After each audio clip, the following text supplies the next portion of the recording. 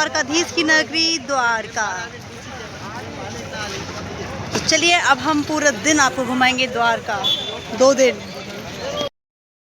Hello guys, मैं मिताशा आपकी friends. आज ये केदारनाथ और रामेश्वरम, केदारनाथ बद्रीनाथ के बाद रामेश्वरम, उसके बाद आ गई हूँ मैं द्वारका, द्वारकाधीश की नगरी।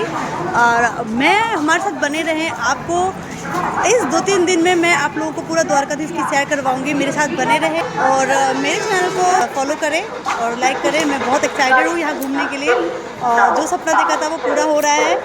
और ये तीसरा पड़ाव है हमारा चारधाम यात्रा का। पूरे देश, पूरे भारत देश में जो चारधाम यात्रा है उसका मैं बहुत खुश हूँ। प्लीज़ बने रहें मेरे साथ।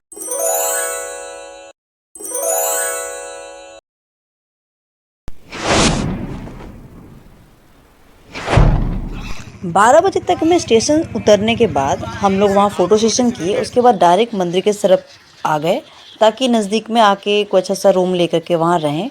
और फिर हमें द्वारका दर्शन करने के लिए पहले गोमती नदी में नहाना था। और क्योंकि लेट हो गया था, मंदिर के पट बंद हो गए थे, शाम को 5 बजे खुलने वाले थे, तो हम लोग आराम से लंच किए। उसके बाद फिर 3, साढ़े 3, 4 बजे तक में हम लोग नहाए गोमती नदी में। उसके बाद फिर हम लोग दर्शन किए 5, साढ़े 5 बजे तक में हम लोग दर्शन किए। बहुत मज़ा आया दर्शन करने में। तो चलिए हम दर्शन कराते हैं आपको। हम आए हैं गोमती घाट पे और ये देखिए गोमती घाट। और वो जो पुल देख रहे हैं आप, वो है सुदामा पुल और ये है गोमती घाट। और इधर देखिए समुद्र की लहरें कितना ज़्यादा शोर कर रही हैं। और यहाँ पे जो यहीं पे स्नान करना होगा और हम लोग यहीं पे स्नान करेंगे। उसके बाद द्वारकाधीश की टेंपल में जाएंगे।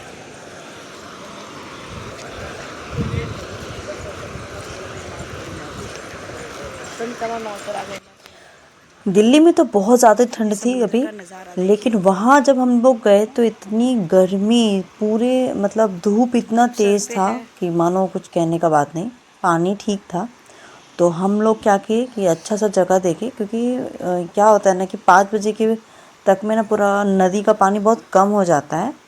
तो और 5 बजे के बाद ही नदी का पानी ऊपर होता। तो हम लोग क्या किए, हल्का सा पानी में बैठे और आराम से नहाए। मैंने तो कपड़ा पहन के नहाया, नहाए। और पानी बिल्कुल समुद्र का पानी जैसा था, नमकीन, बिल्कुल भी नमकीन था, बहुत नमकीन था।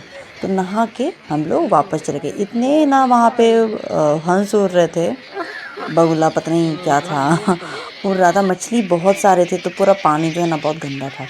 फिर हम लोग नहाए और नहा के हम लोग होटल में गए। बगल में ही होटल लिया था ताकि कपड़ा भींगा जाए तो हम लोग बदल सके।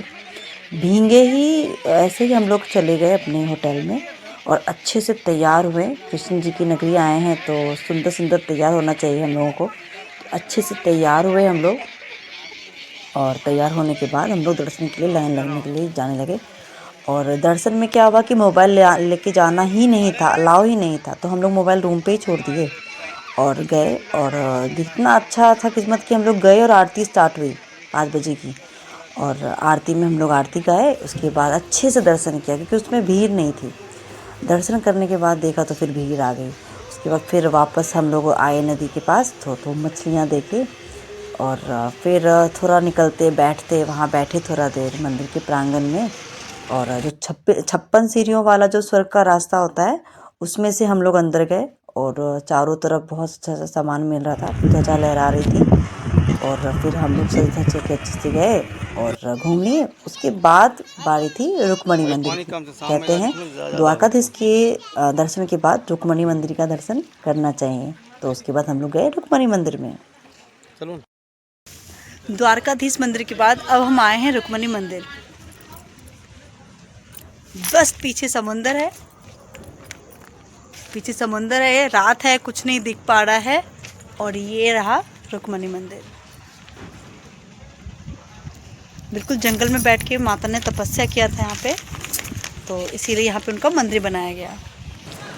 अब हम लोग आ गए हैं भड़केश्वर नाथ जी का मंदिर। ये देखिए, इधर भी समुद्र है और इधर भी समुद्र है, बीच में ये रास्ता है। और बीच में ही मंदिर है भोलेनाथ का। तो चलिए दर्शन करते हैं। वटकेश्वर महादेव जी का जो शिवलिंग है वो स्वयंभू शिवलिंग है, वो स्वयं ही उत्पन्न हुआ है।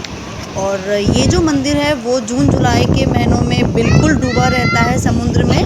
ऊपर की सिर्फ शिवलिंग थोड़ी सी दिखती है बस, और उसके बाद धीरे धीरे पानी कम होने लगता है। इस मंदिर में शिवरात्रि की जो पूजा होती है वो बहुत ही धूमधाम से होती है। और जैसा कि बड़ा शिवलिंग आप देख रहे हैं, यही सिर्फ ऊपर का शिवलिंग ही समुद्र में दिखता है, बाकी पूरा जलमग्न हो जाता है। दिल्ली में प्रदूषण के कारण चांद नहीं दिख पाता, लेकिन यहाँ पे साफ साफ दिख रहा है। समुंदर के बीच में है हम सब। उधर एक समुंदर, एक उस साइड है एक समुंदर। मम्मी यहाँ पे स्वीट कॉर्न खा रही है।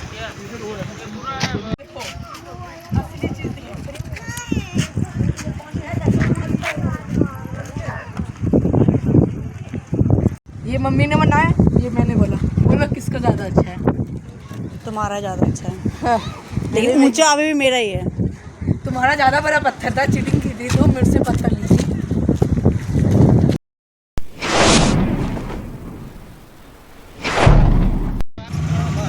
डे 1 में हमने गोमती नदी में स्नान किया, फिर द्वारकाधीश की मंदिर में दर्शन आदि किए, हम लोग पूजा अर्चना किया, थोड़ी देर बैठे। उसके बाद रुक्मणी मंदिर गए और भड़केश्वर महादेव जी का मंदिर गए, फिर गीता मंदिर भी गए। और 9:30 के बाद सारे मंदिरों के पट बंद हो जाते हैं। डे 2 में हम लोगों ने सवेरे सवेरे 8 बजे उठ के टेम्पो बुक हो गई थी हमारी। वो टेम्पो वाले 1500 रुपये लेके गए और हम लोगों को लेके गए नागेश्वर ज्योतिर्लिंग। उसके बाद फिर हम लोग वहीं से फिर बेट द्वारका की ओर चल गए। ये जो वन देख रहे हैं ये पहले दारुक वन नाम का वन हुआ करता था, जहाँ पे दारुका नाम की एक राक्षसी हुआ करती थी। तो वो जो थी वो बहुत अत्याचारी थी और उसको बहुत शक्तियाँ थी। तो एक व्यापारी हुआ करता था वहाँ पे, सुप्रिय नाम का, वो एक शिव भक्त था। तो उसको उस पे जब बहुत अत्याचार होने लगा तो उसने महादेव की तपस्या की, पूजा अर्चना की। तो उसे बचाने के लिए, उन लोगों को बचाने के लिए शिव शंकर भोलेनाथ नाग के रूप में वहाँ पे अवतरित हुए और माता पार्वती नागिन के रूप में अवतरित हुई। उसके बाद उसका वध किया दारुका राक्षसी का। और उसके बाद जब सुप्रिय के आग्रह पर तो भोलेनाथ वहाँ ज्योतिर्लिंग के रूप में आए और वहीं पे विराजमान हो गए।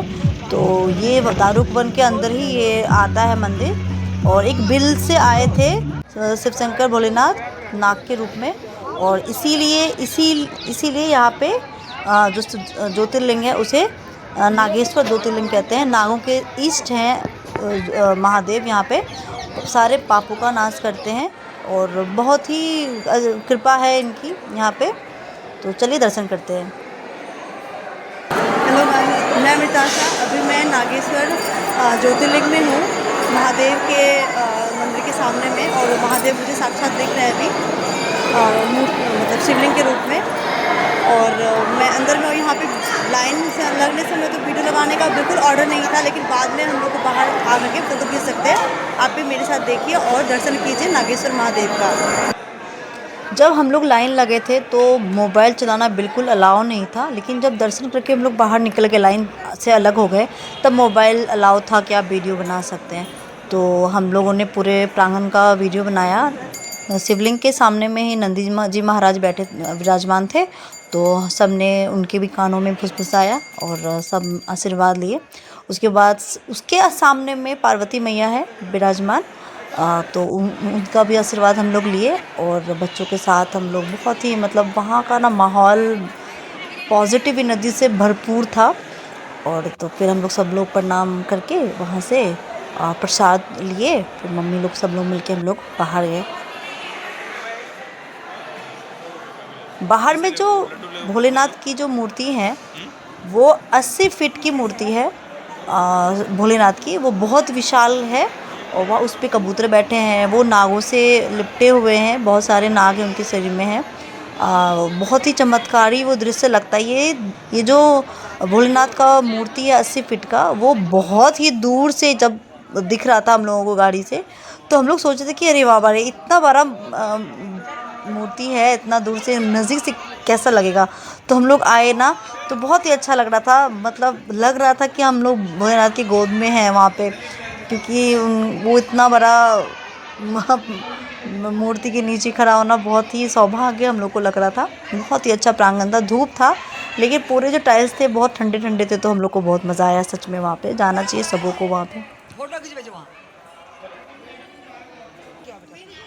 ये रहा नागेश्वर ज्योतिर्लिंग के मंदिर के बाहर का प्रांगण। पूरे दृश्य को देखने में बहुत अच्छा लग रहा था, बहुत भी विशाल जगह पे था। इस जगह के बाद फिर हम लोग गए गोपी तालाब।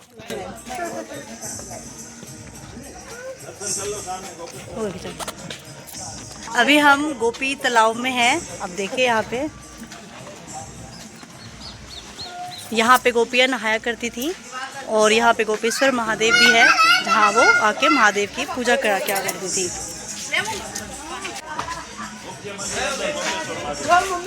यहाँ के जल को थोड़ा अपने ऊपर छींटना बहुत अच्छा माना जाता है।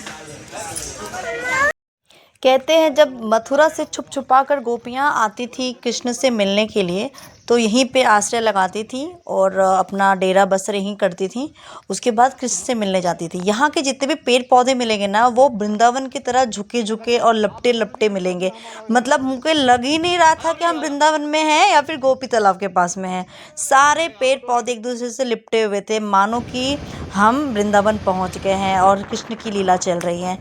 ये सब घूमते घामते अच्छा हो गया था समय, और क्योंकि वेट द्वारका 1:30 बजे तक ही खुलती है, 1:30 बजे के बाद बंद होने लगती है, तो इसीलिए हम लोगों को बहुत जल्दी जाना था। तो टोटो वाले भैया भी बहुत अच्छे से चला रहे थे। तो देखिए हम लोग बेट द्वारका जाने के लिए पुल पे चढ़ गए हैं।